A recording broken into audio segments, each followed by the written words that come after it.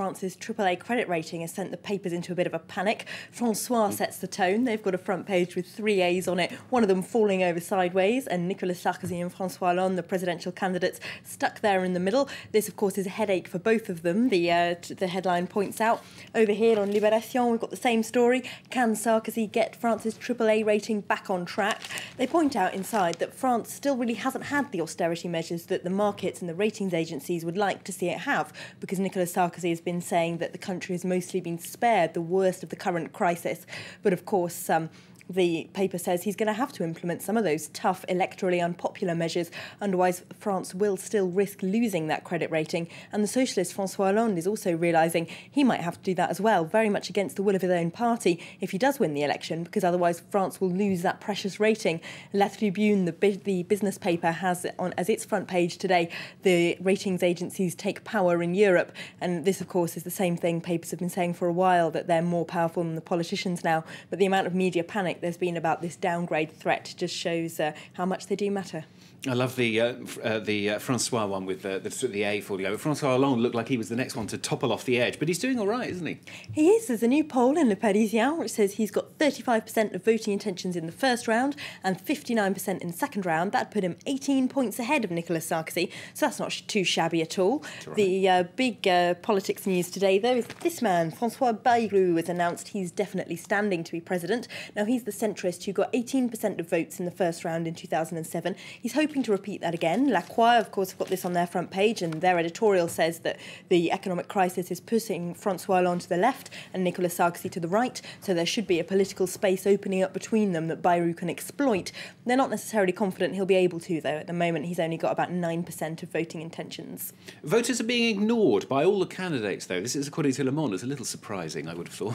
Well, I don't know. I'm not surprised, actually. It says that it's called the deaf anger of the invisible French. What they're talking about is the people who live in the suburbs that are, impoverished suburbs of big cities like Paris, people who live in council housing, areas that have been suffering with high crime rates and high unemployment for years, people that never really saw any benefit from the economic boom of the last decade. They say 40% of French voters say they don't identify with either the left or the right. And the people concerned by this, really, are those who would once have called themselves working class, but who, the factories that they once worked in no longer exist or have been delocalised to China and so on.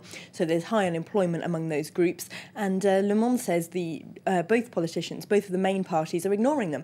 Their policies are playing to a metropolitan elite who really are not suffering quite as much economically, whereas those in the worst unemployment areas are being ignored.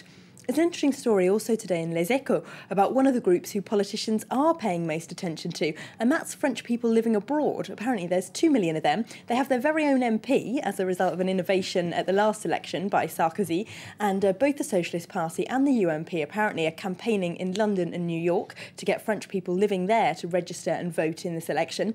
Of course, they are a completely different demographic to the people in the suburbs. They overwhelmingly are university educated, have professional jobs, they're multilingual, they've got several passports, so they, if anything, are what might typify metropolitan elite. So the paper says it might not necessarily be the best electoral strategy to try and win them over, but both main parties think that they're an important demographic.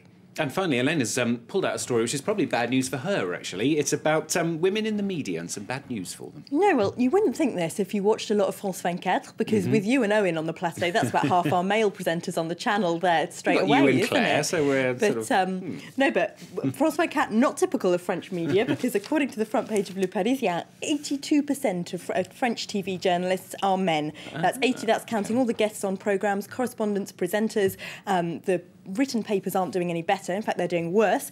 85% of bylines in these national papers that I talk to you about every day are written by men, according to this survey, and 77% of radio presenters are men. This is all pretty bad, really, overall. They say, why is that? It's probably because men in media management hire in their own image. They also do say in the paper, though, that women might be less aggressive in interviewing politicians, which I've got to say, as a woman, I object to as a conclusion. I think women can give a politician just as much as good a grilling as any man. Of course they can, and we're 50-50 at this time of day, so that's not too bad. All right, Elena, thanks very much. And Jeannie and Jessica come up later in the day, so we're women-dominated.